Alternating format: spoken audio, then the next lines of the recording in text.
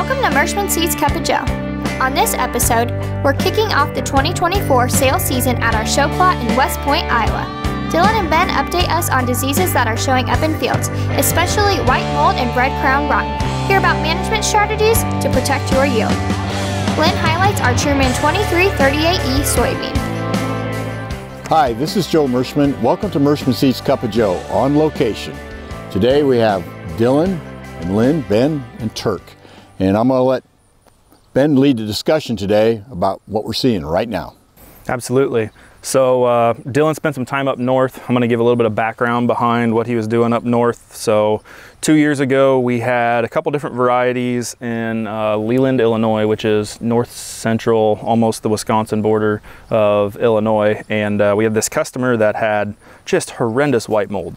So in the patches where he had white mold, he was seeing like a 90% yield loss, or like a 40 to 50 to 60 bushel yield loss. It's a very, very productive field. The field has had years and years of cattle manure applied to this field, and it's just so devastating for growers when they go out and you have this wonderful yield potential, you have this stand, but then you lose it all in what seems like overnight. So Dylan went up there. He was up there looking at all of the different soybeans. So we commissioned a test plot in this field because we knew the white mold was extremely thick in that field. And I guess last week I got a phone call from Western Iowa where they were starting to see white mold show up. So Dylan, what did you see when you're out in the field? Yeah, so in this particular plot, it started at Neptune's and went to Apaches, so it was a pretty good route of what soybeans we could look at. And it seems like the white mold is just starting in the Chickasaws that seem to have the most mold, and we kind of knew that going into it. We had an idea anyway, and everything else is looking very, very well up there. Everything's podding out very well up through the whole plant, and I mean the white mold seems like it's just starting to come in. So it'll be interesting in maybe 2-3 weeks to see how it progresses. So, and this is a little bit different. So this is one of the reasons that Joe and I had worked so hard, and really the whole team worked so hard as, okay, what can we do for this white mold? And we are in an extremely high pressure environment. And this is where the addition of Heads Up into our seed treatment, which is a biological, I think that we know that the Chickasaw is one of the weakest beans that we have for white mold, and the fact that it is just now starting in it, that's kind of our canary in the coal mine, I guess you could say. So even with Heads Up treated seed that we would have had in this individual test plot, we know that that is the canary in the coal mine, that is the starting place. We know that there is a level of white mold out in that field, and we're going to see how well, number one, our varieties can handle it through the varietal tolerances to white mold, and now we're going to see how good the Heads Up is against the white mold as well. So yeah, it would make sense that being the fullest season soybean in that field, it'd be the bushier, more condensed canopy and whatnot, that infection would start there too. But two modes of action is the best way to go against white mold. That would be good genetic, solid tolerance, and then Heads Up, and that'll get you through a lot of the tough situations. And you bring up a very good point. We know that the Chickasaw is a little bit weaker, but we also know it is both a branchy bean and it is a bushy bean. So when that bean first came out, it looked more like hedgerows out in the field. It's a very wide bean. It throws really long petioles, so it covers the rows really well, and it would be probably the most susceptible because there's not as much air movement through that. Yeah, more like a jungle under there than a desert. Correct. And fungi like jungle weather. Right. A lot of humidity and moisture. So was this field planted in 30-inch rows? Yes. Yep. 30-inch rows, and back to like Joe and your point, Ben. There, the whole way through the field, your shoes and halfway up your pants get wet walking through the Chickasaws, and we didn't really have that problem walking through any other varieties. So, I mean, just that bushiness right there, that's your problem. It's giving you the right environment for sure. Was this a tilled field or a no-tilled field? This was a till field with corn previous, so. Yep. So we're also seeing a little bit more white mold in the tilled fields. So what you're doing there is you're basically stirring up the inoculum. You're giving it area to attach to soil moisture. Sometime in the no-till fields, we don't get it as bad because the sclerotia or the fruiting bodies of that white mold will lay on top of the corn residue, and they don't ever get enough moisture in that in that environment to eventually break down, create mushrooms, explode in spores, and infect the flowers and roots of the other soybean plants. So in the fall, when you harvest, if you're not aware that you have white mold, just look at your grain sample, particularly if you take it in and they screen it. And if you have these, looks like little mouse turds in there, that's the Sclerotinia that you talked about. I mean, basically you can tell, oh, I've got white mold in that field, because it's basically in the core, plugs up the core of the soybean stem in the fall. When you thrash it, you break all that up. It kind of looks like charcoal or mouse turds. It breaks in small pieces. You'll see it in your inert, in your grain sample. And when you see that, then you know you got white mold, and you got to start doing a management practice on that field the next time it goes back to soybeans. Correct. So one more comment or question that I had, do you know if that field was sprayed with a fungicide at R1? It was not sprayed with fungicide, insecticide, anything. Okay. Kind of along with this field is that they didn't spray pre, they went straight to post, and so that's also a key thing. It was pretty big weed escapes through the whole field. So gotcha. There really is not a really effective method for controlling white mold post, is there? Once you see the cloudy fungi, there isn't an effective. You can't kill it and stop it in its tracks. But what you can do is you can layer residual fungicides. So at an R1 and an R3 time frame, you can use certain fungicides, like I think Endura is a really good one, and there's some other ones. I'm not only hitting on that one. That's the only one that's coming to the front of my mind, but that one's pretty effective. Cobra is another one that seems to have some activity against, both from a defoliating the soybeans and allowing air to go through, but there is some effectiveness against the fungi itself. But using effective layering so that the spores can't infect the flowers is kind of the thought process behind using fungicide. Now, I know a lot of folks in our area in south think, oh, white mold's not a problem, but we see it here. In fact, we've seen it.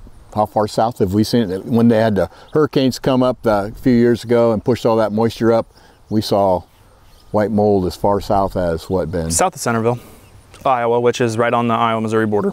I think Brett Ward on his pattern ag testing this year had a field that tested very high, clear down into Carmine, Illinois. So you're talking the southern quarter of Illinois. So it is a problem. So you got to be alert to it, and once it gets in the soil, it's there for many, many, many years. Yep. Those Sclerotinia just stay there, and they just wait for their opportunity to spore and send those both underground and above ground, infect the plant with spores through the flower. It goes in through the flower inside the plant. Yep. So changing topics just a little bit, you also have a picture I'd like Alex to overlay. Talk just a little bit about what other pests and issues you were seeing up there. Yeah, so I was walking through the field and there's volunteer corn kind of scattered through the whole field, so I thought I'd take a look, and there's corn rootworm beetles galore on those corn plants, on all of them. So we need to make sure. That's why it's so important to get that volunteer corn killed in the soybeans. I mean, so it doesn't create a problem next year when that field is in corn. And so it was the whole plant from the tassel all the way down to the ear. You don't even have to search for them. They're just right there waiting for you. So where was that at? That was in the white mold plot as well. Same plot? Yep, same plot. We know we've talked about it 4 or 5 times on Cup of Joe. This has been both a northern and a western year, all the way from here up to Leland. Obviously, I've listened to certain podcasts. They're talking eastern Iowa, western Illinois. Definitely some hotbeds in southern Wisconsin and southern Minnesota from some of the stuff I've been listening to, but these are things that we have to do to stay on top of. You think that, well, that's just cosmetic. There's only a handful of plants out there, but that, what appears to be a cosmetic issue, is going to be a profit issue next year if you don't plant a Smart Stacks Pro or a very effective insecticide, you're going to have issues feeding in those individual areas, because the beetles that are present have already laid their eggs for next year, and you're going to have a hot spot right around where that volunteer corn plant was at. I mean, it's a $1 billion bug for a reason. I mean, it's earned its nickname very, very well. Yeah, dry years favor insects, so this is a dry year, so we're going to have insects. That's absolutely correct. Also, you got to control that volunteer corn in those soybean fields. Yep. Yep, it is not just a cosmetic issue when the insects are present. So that covers us for a wonderful disease and insect issue to the north. The Illinois soy envoy, is a Illinois Soybean Board checkoff funded program where they have experts in the industry talk about different diseases, pests, pathogens, things that are going on out in the field right now. And they had an article this week talking about red crown rot, and red crown rot it's time to start scouting fields right now. So I can post a link to the article from what they were talking about, but my synopsis or my quick overview of what red crown rot is gives foliar symptoms that look just like sudden death. It affects the soybean plant just like sudden death, but there's a few key ways that you can identify it versus what sudden death is. So when you look at the base of the stem, right at the soil line, there are little red pustules that gather all the way around, and sometimes they're like a dark crimson red, sometimes they can be a little bit lighter. But if you walk out in the field and you think that you are experiencing sudden death based on the foliar symptoms, because there's 3 main diseases. We have sudden death, well, 4 really. We have sudden death, red crown rot, stem canker, and brown stem rot that can all cause the interveinal chlorosis that we typically would call sudden death if we just walked out to that field and looked at it. So it's pretty hard to distinguish between what you have going on there, but the red pustules at the bottom are a key takeaway. Now, this disease hasn't necessarily been found in Iowa. It's been found in southern Illinois, and it seems to be working its way north, even into the Champaign area. They have had calls on that disease. So there's a retired professor in the article that was pretty instrumental in scouting and looking for this, because the University of Illinois is actually going out and trying to find where this disease is at. They're actively looking for it. And he was saying that he walked out into a field, he was almost positive it was red crown rot because he'd been seeing red crown rot, and ended up pulling the base of the plant and it was a stem canker issue. So it's one of those things we got to keep scouting for. Even in the article, we talked with our Syngenta reps, it's probably been 6-8 months ago, but our Syngenta reps say that Sultro has a little bit of activity, and it's actually on the label for red crown rot. Is Sultro as effective against red crown rot as it is sudden death? I do not think so. But there is a little bit of activity there where you may see a couple bushel yield advantage by using Sultro in soybeans where fields have had red crown rot presence. Yeah, and strangely enough, sudden death started in southern Illinois too. So we'll give them credit for 2 diseases now, it looks like. And they're tough ones. Both of them are tough, and you don't want them. Correct. You're absolutely correct. So we have a little bit of pests and pathogens to the north, we have problems to the south, but everything that we've looked at for, Dylan was giving me a report on the way back, a lot of the crops look pretty decent up there. They caught a little bit of rain. We're hoping for a shower this weekend to help push these beans along, because as Lynn would like to show us here, highlighting the variety we're sitting in front of right now, why don't you talk just a little bit about the Trumans, Lynn? Yeah, so the Truman is a 3/8 variety that we have introduced to the product lineup last year, and it's a bean that we get pretty excited about on our more productive dirt. Reason being is that there's, we see this branch potential that's going on with this particular soybean. We had worked with the folks at Advanced Agrilytics and finding some insight into how this bean has its motor, I guess, for lack of better terms. And what they provided with us was, this bean really thrives in an environment that has good soil moisture, maybe really good soil fertility, soil attributes, where I guess we would call our high yielding environments. It's no dog on the tougher environments. I mean, down in Rodney's area, in that Trenton area, they got along with it just fine. But the key takeaway that they brought to us was, when you look at this in comparison to, say, like our Monroe, we're putting a lot of yield on these branches here. And typically when you get into those stress environments, these are the first things that want to abort or take away, I guess. So as you can see in this one, I mean, we got a lot of yield potential sitting here on these branches. Still a lot of potential on the main stem as well. It's a bean that we feel like is a really nice complement to that Monroe as far as placement goes. It's a bean that we are very excited about to look at, knocking the top end yield out of certain environments that have that 80-90 bushel yield potential. That's where we're kind of placing this to really knock that thing out of the park. It's a bean, when you look at it in comparison to some of our other beans, maybe just a little bit shorter, but when we make up for the plant height, we're putting it on these branches, and I mean, shoot, we're getting 3 branches on this. It tried to put a 4th one on there, just ran out of steam. But it's a bean that's got a lot of horsepower behind it that we're very excited about to, as we get into placement, gives us that top end potential on an environment where we want to, you know, for a field average, if we want to take that thing clear to the top, this is the bean that we're looking to do that. I couldn't agree more. And those in yield, top end yield environments, you know, you do have a tendency to get really tall beans. Correct. So that's where it folds in nicely as one of the shortest beans in our lineup, that you can go out there knowing that this plant is going to stand. I've never seen a lodging issue with this bean at all, and you can go in there and really feed it the juice, and hopefully it's going to be one of the top contenders. Exactly. Yeah, and it's a bean. You know, when we look at it from early in the season, it's just kind of one of those that we kind of like, all right, you're gonna get going, you gotta get going, you got to be very, very patient with it. In comparison to like the Monroe and the Kennedy, that seems like they fly out of the ground and we get going. More so maybe the Monroe than the Kennedy, but this thing really takes its time to get going. But once it starts into the pod development, it really rewards you for that patience. So that too, and you know, when you get into those higher yield environments, that's kind of ones where in our mind, from a psychological standpoint, we just equate to we got to have a big bean, a tall bean to go in that place. But that's not true at all, because actually when we get into those taller beans, you know, it's a lot more nutrient requirement to get up to the top of that plant. So I think MS Tech has provided us a perfect soybean in those instances. We stay very short.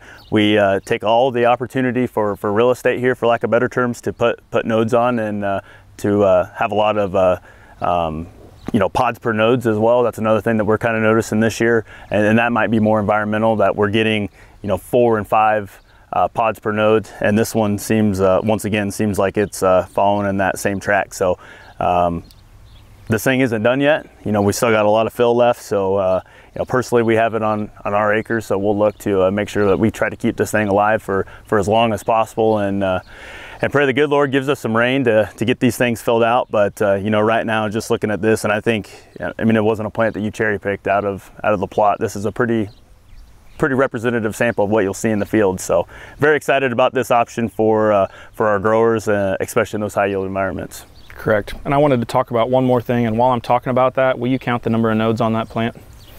Well, I am from Missouri, so I don't know if we have enough recording time to get through that. Well, just give us your best shot. I also wanted to take your shoes off if you have to. I also wanted to overlay, it was also from the Illinois soybean checkoff board. They were talking about this is the time of year where you can go out and see why early planted soybeans help us with yield. When we look at the number of nodes per plant that we have, the average is about that 17 when we have a May 15th planting date time frame. I want to overlay some pictures here. This is a April 10th, which is the first insurance date that you could plant soybeans on here in Iowa. This is an April 10th planted Kennedy, and I counted as high as 23 nodes on the main stem of that plant. And when we had Chris Ehler talking on, he goes, it's the free give me for it's just a management practice that you don't have to pay any extra money for, is to have extra nodes on that plant by taking a little bit of risk by planting early because of frost. But if that risk pays off, you're going to be getting an extra, you know, from 17 to be 18, 19, 20, 21, 22, 23. That's 6 extra nodes, 3 bushel per node, as high as 18 bushel yield advantage from an early planted plant to like a May 15 planted plant. So 3 bushel per node is kind of the rule of thumb. Yep. And it may not be that high, but for sure we see a lot of 10 bushel yield increases by planting in April when it makes the most sense to. So this one was 17 on the main stem, and we're looking at 40 plus on total nodes. And that would be a May 3rd planted plot.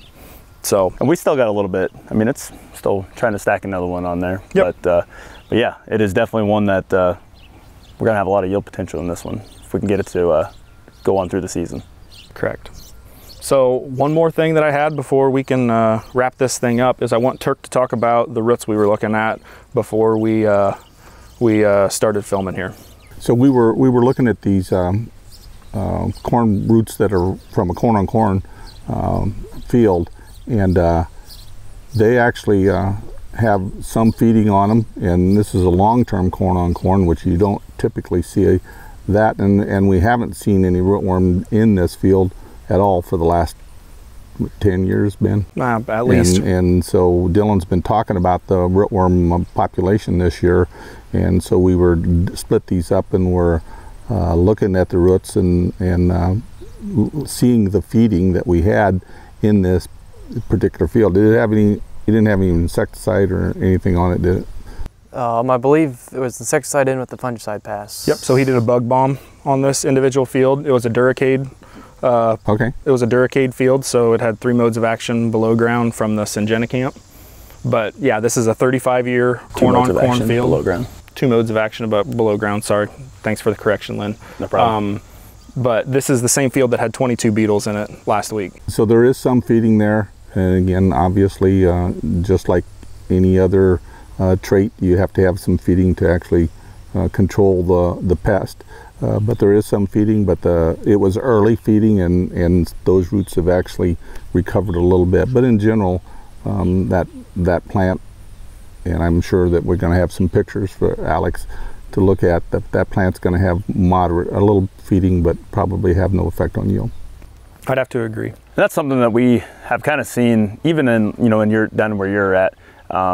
We've seen the adults, but the root feeding hasn't been extremely heinous on that. So it's just another one of those, like, just keep an eye on. Just because you see the adults doesn't necessarily mean that you have the root feeding. That's why it's very important to get into the field and look at the roots and make sure that you're trying to identify that, because potentially maybe they're just passing through and that's where the beetles are at. So when we look at the Duracades, the Smart Stacks Pros, the Chromes, making that investment to go to that platform comes with a considerable financial cost. So you want to make sure that you're evaluating from a yield standpoint and a protection, but also on an ROI. Yep, and I think about that as well. I think about the beetles that we have for this year as next year's problem. If it's going into corn on corn, I think about the feeding that we have as how well of a program did I have this year, and is it controlling what we have? So do we need to have insecticide on the planter? Do we need to have insecticide in every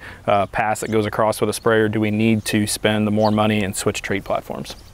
So those are the things that I'm thinking about. Now's the time of year to be looking at those, and the easiest way to evaluate is split them in half like we did there, and it's a lot easier to look and see. Well, you dig them up and put them in a bucket and soak it, right? You basically don't want to use a power washer on them, because it's hard to see.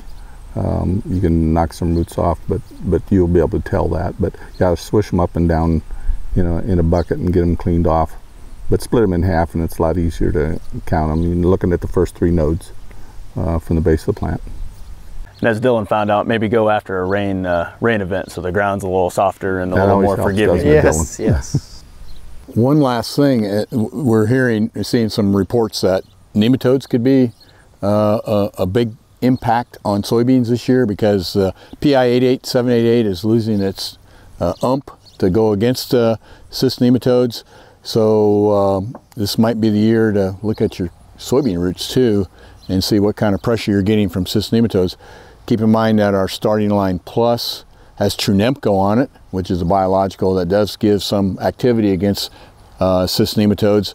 And we're going as fast as we can to get high yielding Peking products into our lineup too. So nematodes could be another one, and they're going to show up detrimental from a yield aspect when you have dry conditions, because they're vampires. They're sucking all the juices out of that root, and you wouldn't think something so small could be so devastating, but in numbers they can be really bad.